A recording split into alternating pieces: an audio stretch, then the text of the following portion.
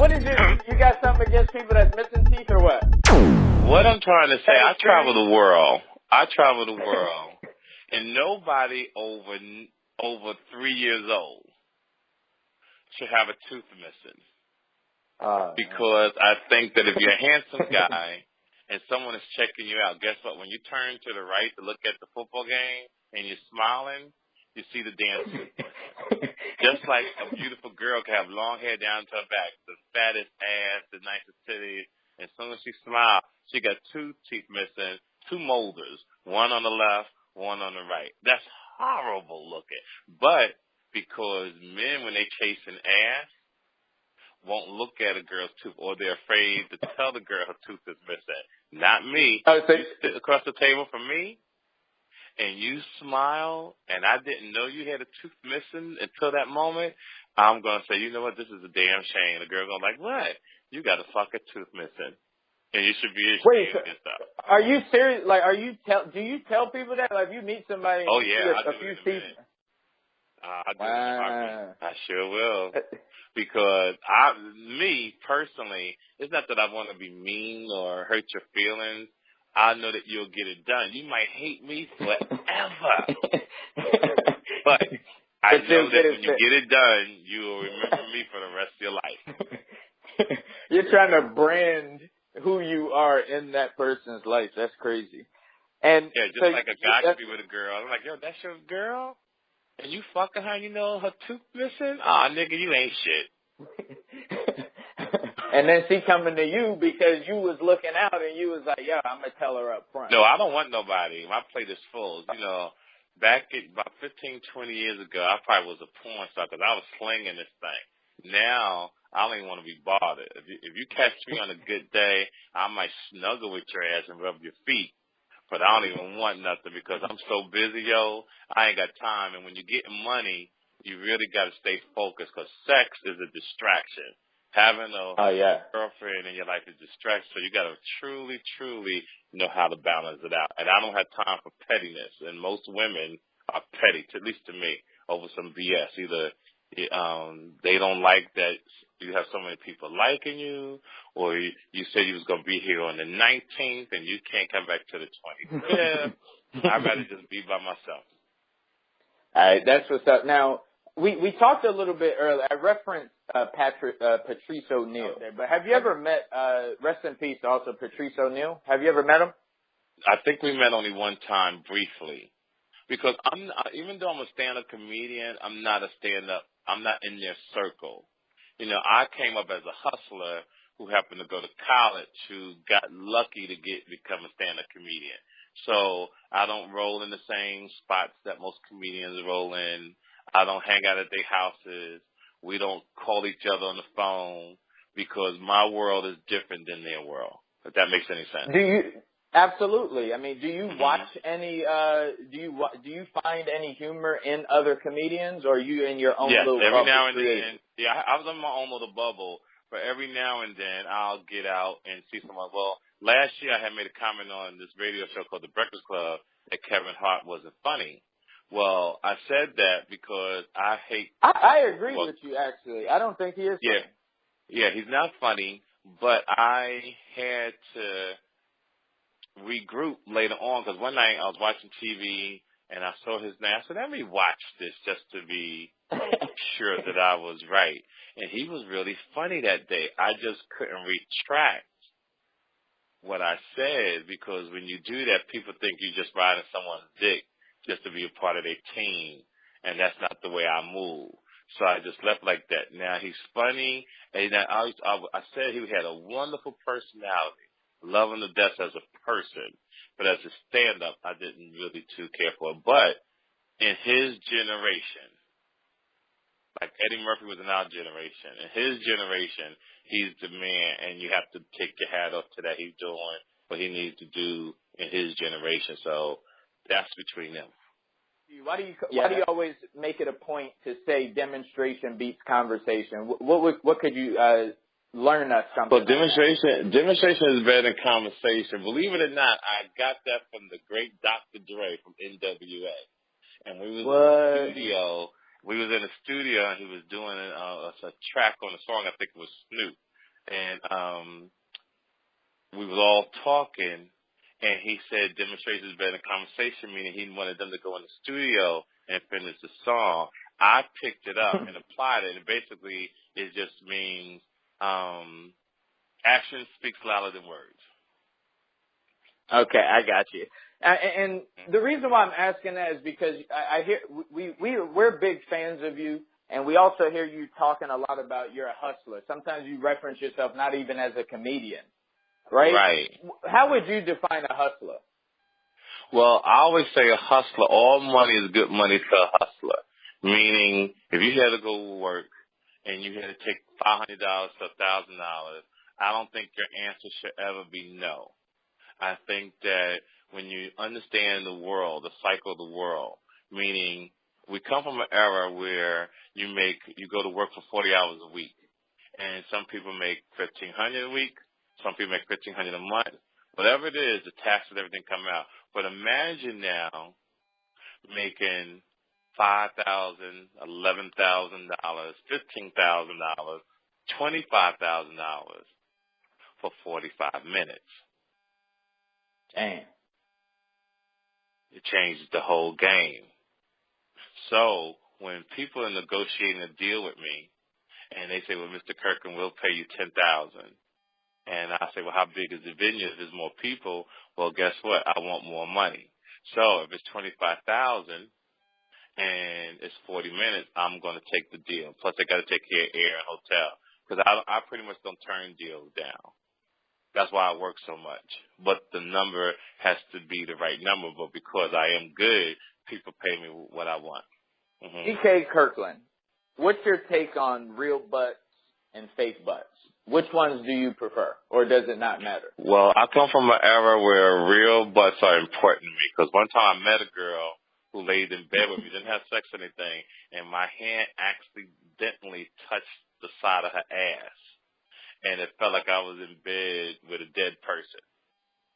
And so to me, it's something that I would not deal with, unfortunately, because, see, I like to have sex from the back as well. And when you have sex from the back, it ain't nothing like that ass jiggling, right? It's nothing like the ass jiggling. You see the wave motion like in the ocean. Well, you have sex with a girl that got a fake booty. It's like going up against a brick wall. And I'm quite sure when you're done, you're going to have hip injuries at the same time. Funny and paid funny. What's the difference between the two? The difference between pay funny and funny is because some people are just naturally funny, where they have the whole package. They have the personality, they got the smile, they got the chemistry in their eyes, and they just have what we call the sizzle. See, some people can sell the sizzle, and some people can sell the sizzle and the steak, meaning you got the whole package. Well, a pay person just sells the sizzle, meaning once you get them in the open, you get them on stage or put them in a position to see what they're really about. It's just like the internet comedians or internet artists. They're funny in these 2-3 minute videos. But then when you get them in the real world on stage to do an actual stand-up comedy, they can't hide. And now you see the true talent, and they fail. Why is that? Social media has changed the world, you know. I mean, it is what it is. The kids took advantage of it, and they took it to a whole nother level. Like the Kardashians took advantage of it. Donald Trump took advantage of it. We talk about people really with no talent, but in this generation have you had sex today, with any of the Kardashians? No, but if I did, it would be Courtney and the mama. Courtney and Chris. Courtney. Yeah, Courtney, something about Courtney that's sexy as hell to me.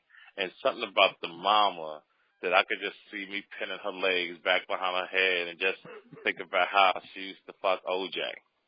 That would turn me on. Yeah. And I wouldn't even take her panties off. I would just pull it to the side. She's just like, you don't take her panties off. You just pull her panties to the side and do it. That's just how pull it to the side. Speaking of pulling them to the side, not having time, pulling them to the side. What do you ever met Jay-Z before? Yeah, I met Jay-Z when he first started. I paid Jay-Z $1,500 to do my birthday party when he first came out. What was he like back then? He was a nice guy, pleasant, quiet. For a while, I thought Jay-Z was gay because I never really saw him with a female. We traveled so much, and I was pulling women. I thought I was a porn star. Now I think about it, but I never saw him with anybody. And then all of a sudden, boom, he was just doing his thing. And I said, oh, okay. So he was focused, getting his money right before he started thinking about all that type of dating. And I just thought that was phenomenal.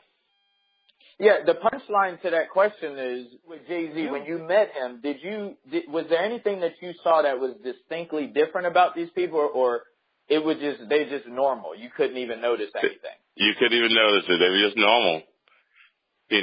What I saw in Jay-Z's situation is that Jay-Z out-hustled everybody. His work ethic was phenomenal, so he outpaced the Nas's. What do you mean he out-hustled everybody? Well, Nas only had one album compared to Jay-Z having 5 in a certain amount of time. So in the music business, when you're constantly putting out hits, well, people are going to love you just like it's the bulk of your work, just like how Drake outworked everybody because he has hits, song after song after song after song. So he outworked everyone, and that's the difference. With Dr. Dre went through a lot of controversy, but Dr. Dre's situation became phenomenal because he hooked up with the owner of Interscope Records. And the Interscope Records had a brain and just took Dre on as his wingman, and boom, he got blessed that way. But Dre had brought a lot to the table as well. Dre, before that happened, produced a lot of hits from 50 Cent to Eminem, especially those two. Those two was just two phenomenal artists that he had. Those two together sold more records than NWA and the DOC combined.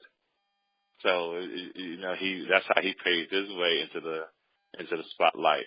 And like I was also at the beginning of the Cash Money Millionaire thing. So I did that movie Baller Blocking. I was the opening act on the Cash Money Rough Rider tour, and it was just a great situation. So who would you say is the greatest human being you've ever met? The greatest human being I ever and why? met was well, I would say the greatest human I ever met was a gentleman named Wilbur Jones. Wilbur Jones was my high school coach. And Mr. Wilbur Jones taught me. Matter of fact, I'm going to say two people, and I'll tell you why. Mr. Wilbur Jones and another man named David Kleeman. Wilbur Jones was my high school coach, and he taught you how not to give up, to keep trying. One of his favorite lines used to be, anybody can run when they're not tired. Can you run when you're tired? I took that same philosophy, applied it to my life, and I always said, anybody can tell jokes when they're not tired. It's can you tell a joke when you're tired? And because I'm in a different city almost every other day, no comic, I think works more than me. I'm like somewhere every other day selling out. And my drive, I don't know what my drive is. I don't know what my goal is. My goal is just play the hand that I'm dealt. And what that means is with success is, yes, I'm recognized. Yes, I'm funny. But wherever this leads me, it's going to lead me. Then and whatever happens, happens. That's the way I deal with it. Yes, I tell people, yes, you want to do a Kevin Hart. You want to make $100 million. Now I'm rich. Would I like to be richer? Yes. But I'm playing the hand that I'm dealt, meaning I'm a ring announcer in Africa like Michael Buffer in Las Vegas, Nevada. I do that 6 times a year in Kenya. I have a podcast now that drops on Thursday. Tell us about this podcast. Hold on. Tell us about this podcast, please. Yeah, the podcast is called TK Kirkland, a.k.a. T to the motherfucking K. And what I want to do with my podcast is make the average person funny. My podcast is the people's podcast. And if you got something that you're doing, if you got something that you need people to hear, I'm the guy that you want to talk to, along with giving advice. You know, I'll teach you about credit card fraud.